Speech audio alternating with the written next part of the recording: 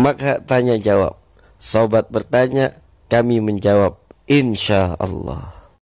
Assalamualaikum Sobat Makha. Gimana kabar? Sehat. Alhamdulillah. Ini Masya Allah ada perkembangan nih Sobat Makha nih. Berarti ada tanggapan positif nih. Iya, mulai ada pertanyaan masuk dan kita insya Allah mau jawab. Amin, mudah-mudahan manfaat. Amin. Intinya Sobat Makha, yang bisa kita jawab, yang belum bisa kita jawab, ya mohon maaf deh. Untuk ya kemampuan kita deh. Kita ibarat warung, jual mulu nggak beli kan habis. Bener. Iya. Warungnya warung kecil lagi. Warung kelontong kecil lagi. Oke, ada pertanyaan satu nih. Yang pertama, apakah lelah mencari nafkah bisa menjadi alasan untuk tidak berpuasa? Misalnya kuli bangunan atau pekerjaan berat lainnya. Mohon jawabannya Habib. Antum nih Sat, jawab Sat. Waduh, dilimpahkan ke kita. Boleh.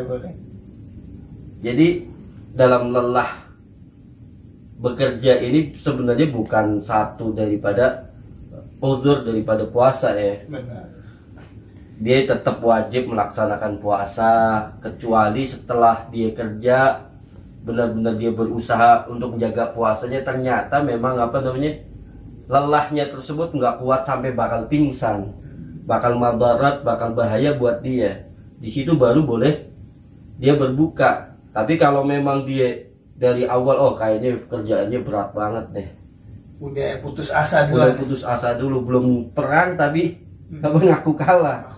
Iya, itu baru ini yang masalah. Walaupun uzur pun seandainya dia dianggap uzur, berarti dia tetap di bulan-bulan setelah bulan suci Ramadan wajib qadha. Bukannya diperbolehkan syariat buka tapi nggak mengqadha. Jadi intinya bukan lelahnya ya, alasan untuk alasan lelahnya. Tapi akibatnya itu madarat. Kalau ada madarat di situ, takutnya ada madarat baru boleh. Jadi nggak bisa dengan alasan lelahnya doang. Benar. Kan setiap pribadi orang bisa menakar dirinya. Benar. Anak kerjaannya sekian, anak bakal kuat nih, istirahat sebentar, baru dilanjut lagi. Intinya kita harus jaga puasa dulu. Kalau memang sudah benar-benar bakal pingsan, bakal susah, ya udah batalin. Itu baru diperbolehkan dalam syariah. Mungkin itu kali Bebe. Insya Allah jelas buat Sobat Makha. Amin. Selanjutnya pertanyaan kedua, Ustadz, saya punya ponakan yatim, terus dapat beras santunan. Pas saya selesai makan, baru tahu bahwa berasnya itu tersebut beras santunan. Apakah saya termasuk orang yang menghardik anak yatim? Mohon jawabannya Ustadz dan Habib. Terima kasih. Berarti ini jatahnya Habib. Satu tadi ada jatah, udah. Oke, kita jatah. Iya. Kayak makan di pondok kita. Ini makanya kan tadi dia ngambil seolah-olah dia berpemahaman ngambil jatah anak yatim. Ya, masalahnya dia makan harta anak yatim dan dia nggak tahu ya. Dia nggak tahu bahwa itu harta anak yatim, apakah itu termasuk menghardik anak yatim. Nah, sebenarnya ya yang pertama masalahnya nggak tahu. Apapun kalau yang udah lijahal, udah nggak tahu, itu nggak kena dosa. Kalau begitu guys. Betul. Karena lijahal, karena ketidaktahuan, ya itu pasti udah nggak kena dosa. Ya, karena ketidaktahuan, bukan nggak mau cari tahu, karena kebodohan atau ketidaktahuan dia, maka nggak ada dosa. Nggak ada dosa kecuali pura-pura nggak tahu kali. Benar. Nah, yang kedua, kalau anak yatim ini juga mempersilahkan makan, nggak masalah. Iya. Apalagi kalau misalnya ponakan dia yang asuh, dia kafil yatim, dia pengasuh anak yatim, dibolehkan. Masalahnya yang tidak dibolehkan memakan harta anak yatim, sebagaimana firman-Nya Allah berfirman, innal ladzina ya'kuluna amwalal yatama dzulman innama ya'kuluna fi butunihim nara wa sayaslawna sa'ira. Lihat, Allah berfirman, dzulman, secara zalim, secara yang nggak baik, ya, secara zalim. Nah, itu seakan-akan dia memakan, di perutnya dia itu api. Itu yang haram hukum. Tapi kalau dipersilahkan sama apa, sama keponakannya atau keponakannya ridho kalau pamannya makan, nggak ada masalah. nggak ada masalah. Jadi garis besarnya Allah Ta'ala memberikan zulman gitu ya. Nah, taksisnya Itu ada taksis.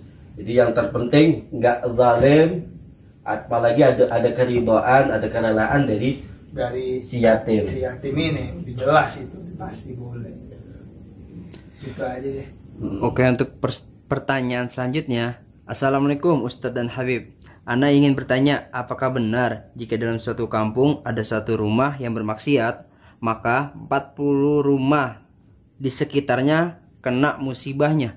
Dan jika memang benar, bagaimana kita mencegah atau menanggulangi tetangga seperti itu? Syukran Ustadz dan Habib. Ini jawab, jatain tuh. Waduh. Ini pertanyaannya agak Masya Allah nih. Ada perkembangan. Ada perkembangan, Masya Allah. Jadi Sobat Makha memang nyimak gitu. Nyimak. Kalau masalah dosa, nggak ada dosa tanggungan dari apa namanya buat orang lain. Nggak ada. Wala taziru Waziratun wizra ukhra. Jadi nggak ada nanggung dosa orang lain, itu nggak ada dalam Islam. Tapi akibatnya bagaimana? Sebelum itu kita harus ketahui dulu, semua dosa bagi umat Nabi Muhammad diampuni sama Allah Subhanahu wa Ta'ala. Jadi keistimewaan daripada umat Nabi kita Nabi Muhammad SAW. Kecuali kalau dia ini ya nampakin deh, dia malam ngelakuin sesuatu gak ada yang tahu satupun. Besoknya gua abis ngelakuin ini, gua abis ngelakuin ini. Ini yang jadi masalah. Ini yang jadi masalah. Ini yang pertama, kita harus ketahui bahwasanya maksiat jangan dipamer-pamerin ini. Yang udah punya maksiat, mau masa lalu, mau udah deh cukup yang tahu. Alay dah. Jangan alay. Jangan alay. Jangan pengen dianggap malam apa? Mabok, siangnya ngasih tahu malam tadi gua mabok.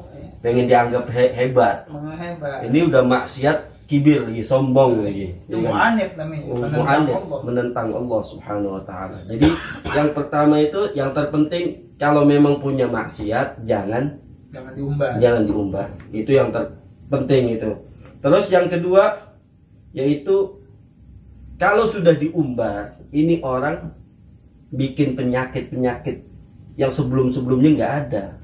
Sebab Nabi SAW ya kan, kurang lebih Nabi mengatakan fahisyah, keburukan-keburukan nggak bakalan tersebar, keburukan kita nggak bakalan tersebar kecuali kalau sudah dia sebarkan sendiri, ya kan, atau dia maksiatnya lewat media sosial ataupun yang lain.